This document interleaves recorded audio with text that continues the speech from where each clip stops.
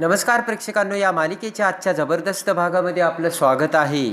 आणि त्यामध्ये आता समर हा ऑफिसमध्ये जाऊ लागताच इकडे आता स्वानंदी आता समरचा डब्बा घेऊन येते. तर समोर येताच आता समर म्हणतो, हे बघा स्वानंदी मॅडम, मला खूप कामं आहेत आणि मी आता ऑफिसला चाललोय.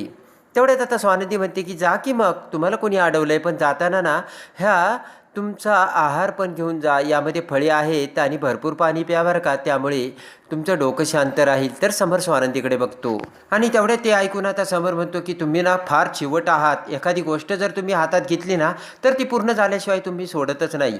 स्वानंदी खुश होते. स्वानंदी म्हणते की तुमच्या हेल्थसाठी आणि तुमच्या तब्येतीसाठी मी काहीही करायला तयार आहे. आणि मी तुम्हाला सांगते की पुन्हा मी तुम्हाला तुमची तब्येत परत एकदम ठणठणीत करून देणार. तेव्हा आता समर म्हणतो की किती करता स्वानंदी मॅडम, फक्त तुमच्या तब्येतीकडे लक्ष द्या, हेळसांड होऊ देऊ नका. स्वानंदी म्हणते माझं पूर्ण लक्ष आहे. आता स्वानंदी म्हणते की तुम्ही काळजीच करू नका, ऑफिसमध्ये सुद्धा मी माझे हेअर ठेवलेत. आणि स्वानंदी हसू लागते.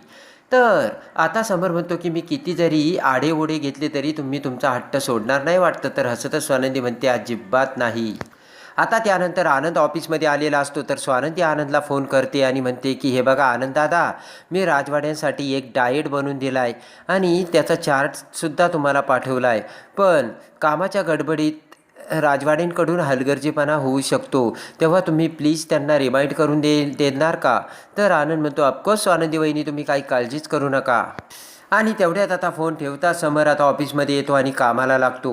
आनंदसुद्धा आता त्याचं काम करत समोरच लॅपटॉपवर बसलेला असतो. तर तेवढ्यात स्वानंदीचा मेसेज येतो. तर तो मेसेज बघत समर म्हणतो की अरे आनंद, तू तरी आता यांना समजाव, माझ्या डाएटवरती ह्या टपूनच बसलेल्या आहेत. समर आनंदला म्हणतो की त्यांनी माझ्यासाठी चक्क डाएट प्लॅनच बनवून टाकवला आहे आणि त्यांनी ना डायरेक्ट वेळापत्रक पाठवलं आहेस. आनंदकडे बघत आता समर म्हणतो की आनंद, तूच आता मला सांग, मी कंपनीत काय काय करायचं? मीटिंग अटेंड करायच्या, कस्टमर बघायचे, व्हेंडर बघायचे, का ह्या डाएट प्लॅनकडे लक्ष द्यायचं? आनंद म्हणतो की अरे समर, तुला काही कळतंय का? मॅरिड लाईफ असंच असतं. निकिता नाही का मला डबा पाठवते आणि पूर्ण डबा संपल्याशिवाय रिकामा डबाच घरी आणायचा. जर थोडं जरी उरलं तरीसुद्धा मला किती बोलते, तुला माहिती आहे ना, हे असंच असतं. आनंद म्हणतो समर, तू नशिबान आहे, कारण नशिबाने तुला स्वानंदीसारखी बायको मिळाली. आणि इकडे आता मंदाकिनी आतमध्ये जाताच आता इकडे स्वानंदीला फोन करते. स्वानंदी आता ऑफिसमध्ये असते आणि फोन उचलत तर स्वानंदी म्हणते काय झालं आई? तर मंदाकिनी म्हणते की मला ना खूप अस्वस्थ वाटतंय. तर आता स्वानंदी म्हणते की आई काय झालं, मला खरं सांग, डॉक्टरांना बोलू का मी येऊ? मंदाकिनी म्हणते अगं तसं नाही गं, मला आतमधून जरा अस्वस्थ वाटतंय. स्वानंदी म्हणते नीट सांग बरं काय झालं? आणि मंदाकिनी म्हणते की काय तुला सांगू, स्वानंदीचे बाबा यांनी रोहनला डोक्यावर बसून ठेवले आणि कोणी पैसे देत नाही घर खर्च चालवायला, कोणी काहीच पैशाची दमडी देत नाही. आणि तूच मला सांग बरं, माझ्या औषधाचा खर्च, गोळ्याचा खर्च, घर कसं चालवायचं? स्वानंदी म्हणते एक मिनटं आई, तुझ्या औषधाचा, गोळ्या पाण्याचा सगळ्या खर्चाची जबाबदारी माझी आणि रोहनची आहे, आम्ही बघून घेऊ. आणि तसंही मी मेडिकलवाल्याला सांगितलं आहे तुझी औषधं पाठवून द्यायला. मंदाकिनी म्हणते की तसं नाही गं बाई स्वानंदी, अगं घरसुद्धा चालवायला पैसे लागतात ना, पण कोणी मागितल्याशिवाय पैसे देत नाही. तर तेवढ्यात स्वानंदीचे बाबा हे मंदाकिनीसमोर येतात आणि ते सगळं ऐकताच आणि स्वानंदीचे बाबा मंदाकिनीच्या हातातून मोबाईल ओढून घेतात आणि फोनवर बोलत म्हणतात, नंदू हे बघ, तू हिचं काहीच ऐकू नकोस. आणि त्यानंतर आता स्वानंदीचे बाबा म्हणतात, स्वानंदी मी तुला सांगितलं ना, इकडे मी आहे, मी बघून घेईन, तू काही इकडची काळजी करू नको. तर आता स्वानंदी म्हणते ठीक आहे. मंदाकिनी समोर मोबाईल फेकून देत आता स्वानंदीचे बाबा म्हणतात, हे बघ, माझी पोरगी सासरी गेलेली आहे आणि खबरदार तू तिला टेन्शन दिलं तर आणि इकडचं काही टेन्शन दिलं तर माझी इतकं कुणी वाईट असणार नाही. स्वानंदीचे बाबा म्हणतात, अगं मी अजून जिवंत आहे, तुला काय हवं ते मला सांग ना. तर मंदाकिनी म्हणते, तुम्ही तुमच्या सुनेला जे डोक्यावर घेऊन मिरवता ना ते ठीक नाही आहे. आणि आता इकडे समर आणि आनंद आता कामासंबंधी चर्चा करत असतात. तर आता जेवणाचा टाईम होताच नारायण आता दरवाजा उघडून कंपनीमध्ये येतो आणि तो डबा समरला देतो. समर म्हणतो हे काय? आनंद म्हणतो की स्वानंदी वहिनीने ना तुला डबा पाठवला, तू विसरला होतास म्हणून नारायणकडे. आणि आता इकडे समर म्हणतो मी काय शाळेतला विद्यार्थी आहे का, मला एवढं समजून सांगतायत? तर आता आनंद आणि समर पटकन आता टेबलवर जेवायला बसतात. तर समर त्याचा डबा उघडतो, त्या डब्यामध्ये एक चिठ्ठी असते आणि समर आता ती चिठ्ठी वाचू लागतो. आणि इकडे इकडे आता पुन्हा आदिरा आणि मंदाकिनीचं पटत नसतं तर रोहनही आता नर्वस होऊन ऑफिसमध्ये गेलेला असतो आणि आता घरी येण्याची सुद्धा आता रोहनला इच्छा नसती आणि रोहनने डबासुद्धा नेलेला नसतो. तर आदिरा आता रोहनला फोन करते आणि म्हणते की काळजी करू नको रो, अरे मी तुझ्या ऑफिसच्या पत्त्यावरती लंच पाठवला आहे, तू खाऊन घे. तर आता रोहन म्हणतो की नको आदिरा, कशाला केलंस तू एवढं, आणि माझा मूडही नाही आहे आज. आदिरा म्हणते की असं काय करतोयस, माझीसुद्धा रिस्पॉन्सिबिलिटी आहे ना, आणि बघ ना आई कशा वागतात, आणि आता माझी तर इच्छाच राहिली नाही आहे.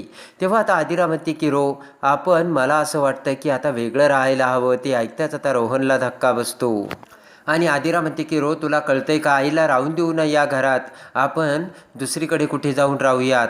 आता ते ऐकून रोहनला धक्का बसतो आणि त्यामध्ये इकडे आता समरने स्वानंदीची चिठ्ठी वाचताच आता स्वानंदीने लिहिलेलं असतं की बाहेरची कुठलेही पदार्थ खायचे नाही आणि तुमच्या तब्येतीसाठी हेच पदार्थ महत्त्वाचे आहेत. आणि आता समर एक एक डबा उघडतो आणि समर आता आनंदकडून चमचा घेतो आणि एक चमचा बुडवून त्याचा स्मेल घेतो. तर आता समर म्हणतो नाही नाही, हे पदार्थ माझ्याच्याने खायचं जमणारच नाही आहेत. आनंद म्हणतो की समर कंपनीत आपल्याला काम करायचं ना, तर समर म्हणतो काही जरी झालं तरी मी हे जेवण खाणार नाही म्हणजे नाही. आणि आता इकडे समर म्हणतो काही जरी झालं तरी मी बाहेरचं जेवण खाणार, आणि समर आता बाहेरचं जेवण ऑर्डर करू लागताच इकडे आता आनंद गुपचूप स्वानंदीला व्हॉइस नोट पाठवतो आणि सांगतो की स्वानंदी वहिनी, समर बाहेरचं जेवण ऑर्डर करतोय. आता स्वानंदी डचकते आणि तेवढ्यात आता स्वानंदी समरला फोन लावते. समर म्हणतो स्वानंदी मॅडमचा फोन आत्ता, तर लगेच आता समर फोन उचलतो. तर स्वानंदी म्हणते झालं का जेवण तुमचं. समर म्हणतो की नाही, व्हायचंय. तर आता स्वानंदी म्हणते बाहेरचं जेवण मागवताय काय. स्वानंदी म्हणते की तुम्ही फक्त तुमच्या डब्यावर फोकस करा. समर म्हणतो की प्रयत्न केला मी, पण कॉन्सन्ट्रेशन होत नाही. इकडे आता रोहन आदिराला म्हणतो की आदिरा तू काय बोलतेस, मला कळतंय आईच्या वागण्याचा तुला त्रास होतोय आदिरा, पण मी तुला आत्ताही सांगतोय आणि अगोदरही सांगितलंय. रोहन म्हणतो मी माझ्या फॅमिलीला सोडून नाही राहू शकत, मला पटतंय आणि तुझं कळतंय, पण फक्त आई हीच फॅमिली नाही आहे ना. आणि रोहन म्हणतो बाबा आहे, सुश आहे, त्यांना सोडून मी कसं राहणार. आणि तेवढ्यात आता आदिरा म्हणते की बेबी आपण सगळेच जण एकत्र राहिलो तर यामध्ये सगळ्यांचाच फायदा आहे ना. तर तेवढ्यात मंदाकिनी आता आदिराचे ते बोलणे ऐकते आणि आदिरासुद्धा मंदाकिनीकडे बघते आणि लगेच आता आदिरा हळूचच म्हणते वाट लागली, मी तुला नंतर कॉल करते. आणि आता इकडे मंदाकिनी ही आदिराकडे येत म्हणते की काय बोलतेस तू, आणि कुणाबरोबर बोलत होती, रोहन बरोबर, आणि वेगळं राहायचं काय बोलत होती तू, रोहनचे काय कान भरतेस ना, आणि माझ्या विरोधात तेही बरोबर ना. तर आदिरा आता मंदाकिनीकडे बघते. आदिरा म्हणते की रोहनला भडकवण्याची मला काहीच गरज नाही, तुमच्या या टॉक्सिक बिहेवियरचा रोहनलाच खूप त्रास होतो. आणि आदिरा म्हणते की फक्त तो बोलत नाही, आणि मंदाकिनी म्हणते की तू या सगळ्यांमध्ये कान भरतेस ना, म्हणजे त्याचे कान भरायचे आणि समोर काही बोलायचं नाही, बरोबर ना. मंदाकिनी म्हणते की तुझ्या त्या श्रीमंतीच्या जगाकडे रोहनला घेऊन जायचं आणि त्याला आईपासून तोडायचं, पहिल्यापासून तुझ्या मनामध्ये हेच होतं ना, असे आता मंदाकिनी आदिराला सांगते. आणि आता मंदाकिनी आदिराला वाटेल ते बोलते. तर आदिरा म्हणते की मला आता तुमच्यासोबत बोलायचंच नाही आहे, आणि आदिरा बाहेर पडते. आदिरा आता रागाने बाहेर पडते, कुणाला फोन करावा आता आदिराला कळत नाही. आणि अखेर आदिरा स्वानंदीला फोन करते आणि मंदाकिनी तिला वाटेल ते बोलली, तू पटकन मला येऊन भेट, असं म्हणत आदिरा आता स्वानंदीला लोकेशन पाठवते. आता स्वानंदी ही आदिराची भेट घेताच आता आदिरा घरातली आणि मंदाकिनीची सगळी परिस्थिती स्वानंदीला सांगते. आदिरा म्हणते की मला एवढ्या टॉक्सिक वातावरणाची सवय नाही आहे नंदुताई, आणि आदिरा म्हणते की अजून मी किती ॲडजस्ट करू, आता मला जमणार नाही, म्हणूनच मी एक डिसिजन घेतला आहे.